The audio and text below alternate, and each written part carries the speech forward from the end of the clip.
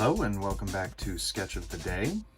Today we're going to continue working on our two-point perspectives with this object right here. Before I do, I want to give you a little bit of context to what we're doing. The question comes up sometimes, what is the point of drawing these sort of abstract little objects and shapes? What's the advantage? What's the utility of using these sort of nonsense shapes to practice drawing? And the answer is that in technology and design and engineering, once you get past the grand vision of what an object, an item or a product or a building or a vehicle or something like that is going to look like, designers have to start to get really specific with how that object is going to come to be real. They have to break it down literally into each and every individual part that makes that object function. And when it comes to any design challenge, like putting a lid on a container, or designing packaging for a product, or figuring out how to hold a tool in a machine, or any specific design task, there are dozens and dozens of parts involved in the process. And when you look at individual parts, there's infinite ways that these things can be designed to perform their task. But at minimum, they need to be able to fit together with the other parts. They need to be able to perform their function. They need to be able to look aesthetically nice.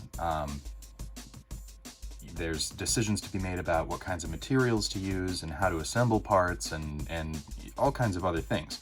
So understanding how to design things on a big picture level depends on someone's ability to understand how all the small pieces fit together. So with any of the drawing exercises that we've been doing so far, you can imagine that any of these objects, any of these little parts we've been drawing, could be a small piece to a much larger machine, a much larger object, being assembled together with other items. These little things with the shapes and sizes and proportions that they have could be critical to the function of some important device. So try not to think of them as sort of meaningless shapes. Try to think of them as smaller parts to a larger working product. And by using these small little examples in our practice, hopefully in your own mind, you can start to think up and sketch and communicate ideas for parts and pieces and products of your own creation, your own design. So let's start in with today's practice exercise. Like before, I'm going to start by placing my 2 points on my horizon line. And I'll put the line there as well. Now I'm going to place my front edge of my object here. And from there, I can take it back in the depth direction at the bottom and top of that edge, keeping it as a construction line just for now. And I'll go back in the width direction also at the bottom and top of the line. Now, in order to construct the slopes that you see on this item, I'm going to work with sort of the box method that we've seen in past exercises, where I'm going to be constructing a rectangular solid around a more complicated shape, and then using the corners and edges of that rectangular solid to help me figure out where to place the more complex features, in this case the angled surfaces. So I can draw my vertical line in here for this back edge here, and I can put in my vertical edge for this back edge over here. From there, I'm going to draw in my width line coming forward here, and my depth line coming forward here.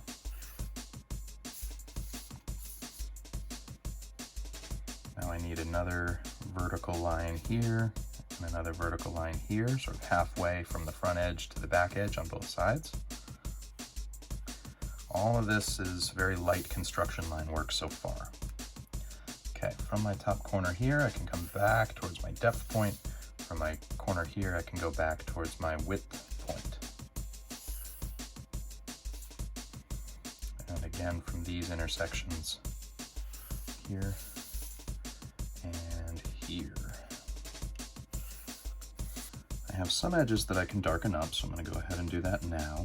This bottom edge is complete, so I'm going to darken that. This bottom edge is complete, so I'll darken that. Now I need to work on my interior frontmost corner here. Again, I like to try to work from the front of the shape closest to me towards the back. So I have two edges here that can be darkened, this one here and this one here. And from the 2 points where these end, I have some new lines that can come back towards my width line and my depth point. And where those cross is where they end. So I'm going to darken up that line and this line.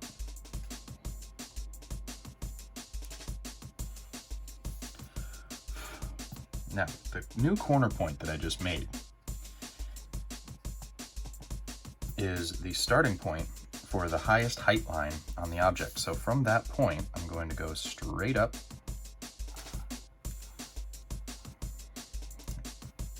and from there, I can darken my width line for the back edge, top edge of this angled slope. Now to figure out where exactly the bottom edge of that angled slope should be, I'm going to come about halfway down this construction line box that I've made, and I'm going to fill in the width line for that edge. Right about there. I'm actually going to darken that right up because that's going to be one of our object edges. I can also darken up these height lines now that I've established that. And I can connect the points for my slope on this side. So using that construction line box really helps to figure out where the starting and ending points of this slope belong. And after that's filled in, I can get rid of those construction lines. I'm not going to be using them anymore.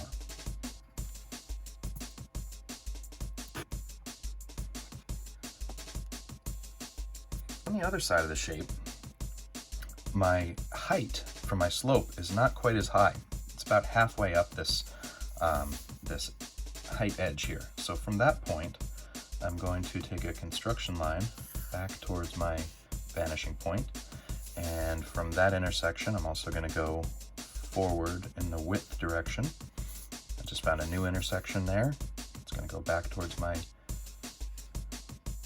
depth direction, and a new intersection back towards my width direction. So you can see how this rectangular solid has just sort of shaped up here, and that back edge marks the top edge of this object. And now I have the endpoints for my sloped lines, so I can connect from here to here, and I can connect from here to here, and I can fill in the last object edge from here to here. Now I have some construction lines to take care of. Got to darken up a height line. It might seem like we've just been practicing sketching abstract shapes, but it doesn't take a whole lot to look at this form and imagine it as a building or a piece of a machine or part of a children's toy set, blocks, something along those lines. All of those things are designed by somebody, and when they first come into existence, they start out just like this, a sketch on paper, and then it's up to the designer to develop the details and visualize what they want the final thing to look like, and keep improving on and adding on to the drawings. So building these basic skills is an essential first step to any kind of design work. Let's do some shading. I'm going to put my light source up here, shining in that direction. So it's going to be striking the top surface here most directly, and it's going to be striking my right side surface the least, and my front facing surface kind of in the middle. So I'll darken up my right facing surfaces first.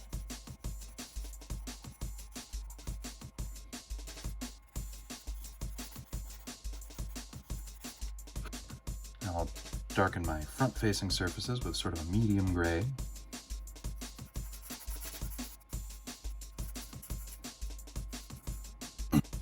My angled surfaces are somewhere between the side-facing and top-facing surfaces, so they're going to get a lighter version of the gray. This one facing sort of off to the right is going to get a little bit of a darker gray because the right-facing surfaces are catching the least light, but the top-facing surfaces are catching the most, so this will be a relatively dark shade of medium gray. And this one that is facing more to the front and top is going to get the lightest gray. Something we haven't spent time working with so far is ground shadows. We've dealt with shading the surfaces of an object, but not dealt with the shadows that an object leaves on the surfaces around it. So the reason that that comes up in this particular object is because based on where our light source is, this tall part of the object here should be casting a shadow over this lower flat surface. It looks a little bit strange that this top facing surface should be totally unshaded when we would have a shadow falling over it from that direction. So that is something that often comes up in art classes for the purpose of artistic drawings. Less common in technical drawings, only because these types of drawings are generally used to help with manufacturing, and shadows may add an element of confusion to the surfaces that we're seeing. For the sake of realistic sketches, let's add a little bit of ground shadow here. So what we're going to do is start at this front corner and draw a very light gray diagonal line off in this direction. This is the area that is in shadow from the taller portion of the object. And that's going to fall a little bit up on this surface as well. And now from that same angle in this bottom corner, we're going to also sketch out the general outline of what this object might look like against the ground.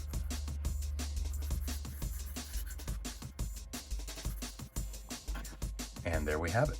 Another 2-point perspective with shading and some ground shadows. Sign it, date it, and your sketch of the day is complete.